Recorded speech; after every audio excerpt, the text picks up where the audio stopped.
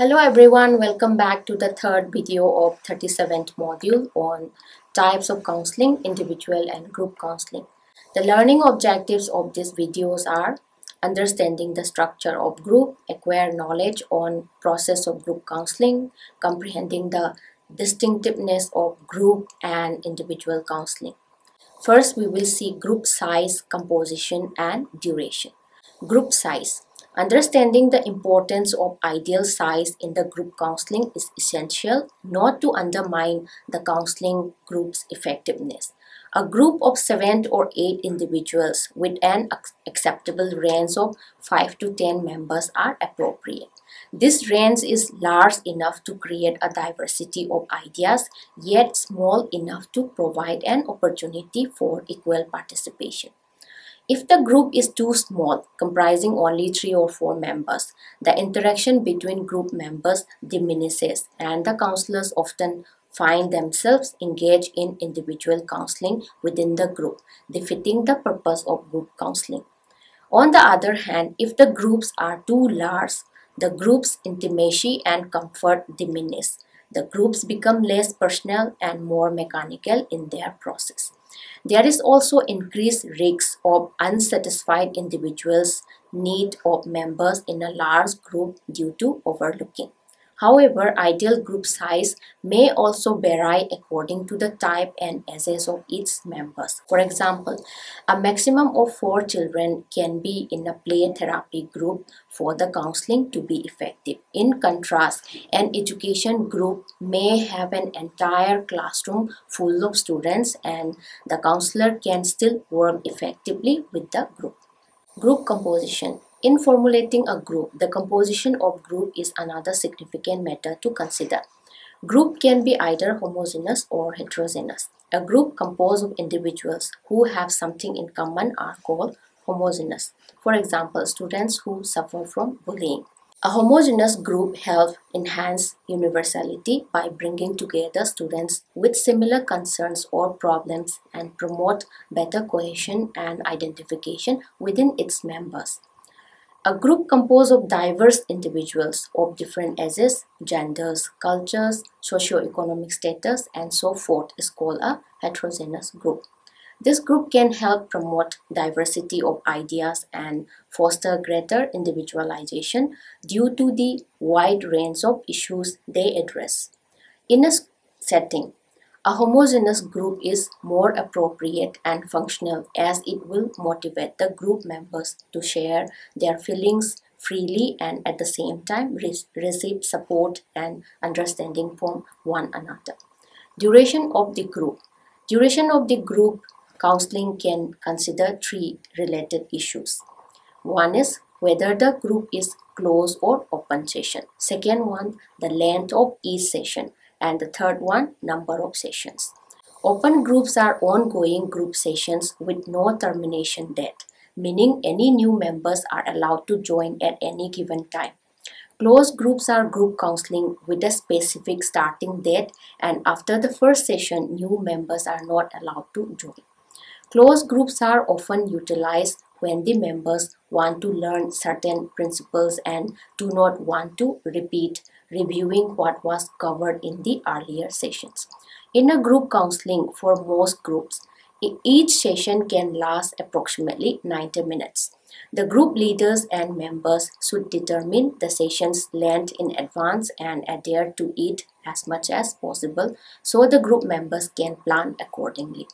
The number of sessions for group counseling varies according to the types of the group, their goals, the needs of each group member, and group leaders' theoretical orientation. For example, education groups might require 6 to 10 sessions or extend over an entire academic year. Counseling and psychotherapy group conducted in schools usually meet once a week for several months with an average of 13 sessions. Stages in group counseling. Corey developed a group counseling model consisting of 4 stages: the initial, transition, working, and final stages. Stage 1, the initial stage. During the initial phase of group counseling, screening, orientation, and determining the structure of the group occurs. During this stage, the group leaders' primary functions are to establish rules and regulations of the group, assisting group members in sharing their concerns and expectations, and identify individual goals and hopes for the group. It is a stage where group members try to establish trust, learn to express their concerns, feelings, and thoughts, including fears and reservations, become involved in the establishing group rules, set achievable personal goals, and learn to be involved in the dynamic of the group process. Stage 2, the transitional stage. It is transitional where group members experience anxiety and defensiveness as they begin to question the value of the group. During this stage, group leaders' major role is to encourage the members to express their anxiety, manage conflicts openly in the group, assist group members in accepting each other, and become autonomous and independent. During this stage, an essential task for the group members is to recognize and express feelings of resistance towards the group process. The successful management and transition during this phase will lead the group into the next stage. Stage 3, the working stage. The group counseling enters in working stage when its members feel free to explore their thoughts, feelings, and concerns. During this stage, the group members' primary tasks are to introduce personal concerns that they are willing to work on, provide and receive feedback, apply what they learn in the group to their daily lives, and offer support and encouragement to the other members. During this stage, group leaders' significant roles are to encourage members, translate insight into action, and facilitate them to make the necessary changes to achieve their goals. Stage 4, the final stage. The final stage of the group counseling should offer members a smooth transition towards the group's termination. During this stage, members are often sad and anxious over the termination of the group. Hence, the group leaders' significant roles during the final stage are assisting members in working towards the ending of the counseling, providing opportunities for them to receive further counseling if necessary, and gaining valuable insights into what they have learned. Qualities of effective group leaders. One of the most crucial factors in effective group counseling is the counselor's personal qualities who are acting as the group leader. The art of counseling model emphasizes the role of the self as an instrument of change.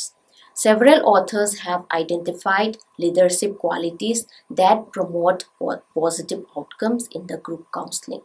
Taken collectively, the literature suggests that qualities of effective group leaders are having a positive presence, which can instill trust and enthusiasm, being sensitive to the group process and capable of making adjustments as necessary, and the setting a positive and encouraging therapeutic climate. Group versus individual counseling. Most of the techniques used in group and individual counselings are similar. However, counseling process varies in group counseling to accommodate the increased complexities that results from the multiple clients. There are few factors identified that differentiate group counseling from individual counseling. They are, first, vicarious learning. In group counseling, there are opportunities for the members to learn from each other by observing as they explore their concerns and issues. In individual counseling, such options are absent. Second, role flexibility. The role of clients in the group counseling is flexible as they can function both as helpers and helpees. However, clients in individual counseling can only maintain the role of helpee. Third, universality.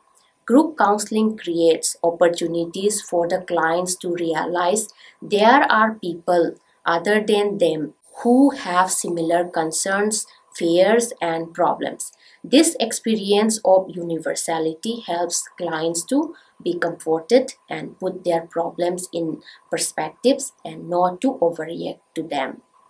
Fourth, altruism. Group members are encouraged to help each other in group counseling. Clients who engage in altruistic behavior can provide support for the other group members. 5. Interpersonal learning.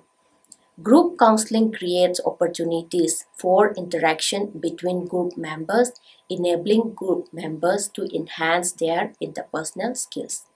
The preference of individual counseling more than group counseling also exists due to the identified advantages of individual counseling, such as individual counseling guarantees absolute confidentiality. Individual counselings ensure focused attention of the counselor. Individual counseling allows the clients to be comfortable sharing personal concerns with the provided privacy. Individual counseling offers more freedom to work on isolated issues, which is not possible in the group. In conclusion, individual counseling is a counseling process of one-to-one relationships between the counselor and the client marked by intimacy, warmth, and rapport. Group counseling is a counseling relationship between a counselor and multiple clients with perhaps similar concerns where exists physical proximity of other members, cohesion, and universality. Both individual and group counseling have their own values in school counseling. Group counseling is becoming one of the best practices in the school setting due to its various advantages in dealing with many students. This is not to imply that individual counseling is no longer effective in the counseling setting, or group counseling can take place of the individual counseling. Instead, each can implement and supplement the other to improve school counseling services. In this video, we have discussed about the structure and stages of group counseling as well as the comparisons of the group and individual counseling. I hope the module has provided an in-depth understanding of the types of counseling in relation to individual and group counseling. Thank you.